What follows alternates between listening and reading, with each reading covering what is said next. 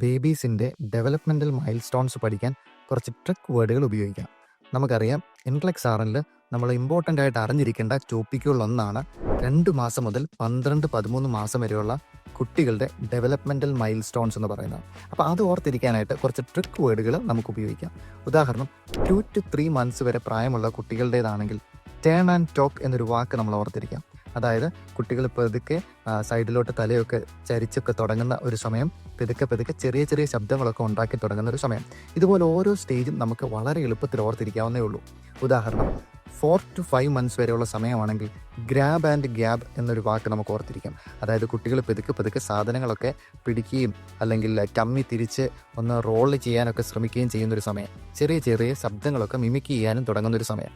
അതുപോലെ 6 to 7 months ആണെങ്കിൽ sit and stranger എന്നൊരു വാക്ക് നമുക്ക് ഓർത്തിരിക്കാം.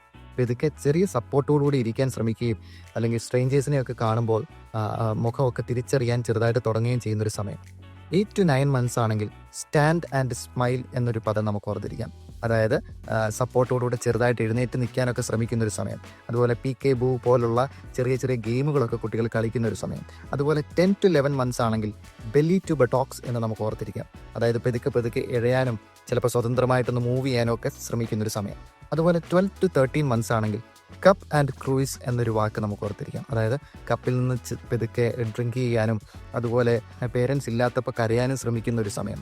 അപ്പോൾ ഇതുപോലുള്ള ട്രിക്ക് വേർഡുകളൊക്കെ ഓർത്തിരുന്നാൽ ഇതുമായിട്ട് ബന്ധപ്പെട്ടുള്ള ചോദ്യങ്ങൾ ചോദിക്കുമ്പോൾ നിങ്ങൾക്ക് ആൻസർ ചെയ്യാൻ അല്പം കൂടെ എളുപ്പമായിരിക്കും. ഏത് തരത്തിലുള്ള ക്വസ്റ്റ്യൻ വേണമെങ്കിലും ഇതിൻ്റെ അകത്ത് നിന്ന് ചോദിക്കാം. അത് പ്രയോറിറ്റി ബേസ്ഡ് ക്വസ്റ്റ്യൻ ആയിരിക്കാം, ചിലപ്പോൾ സാറ്റ ക്വസ്റ്റ്യൻസ് ആയിരിക്കാം, എങ്ങനെയാണെങ്കിലും ചോദിക്കാം. 1-2 സാമ്പിൾ ക്വസ്റ്റ്യൻസും അതുമായിട്ട് ബന്ധപ്പെട്ടിട്ടുള്ള ആൻസറുകളും ഞാൻ ഡിസ്ക്രിപ്ഷനിൽ കൊടുത്തേക്കാം.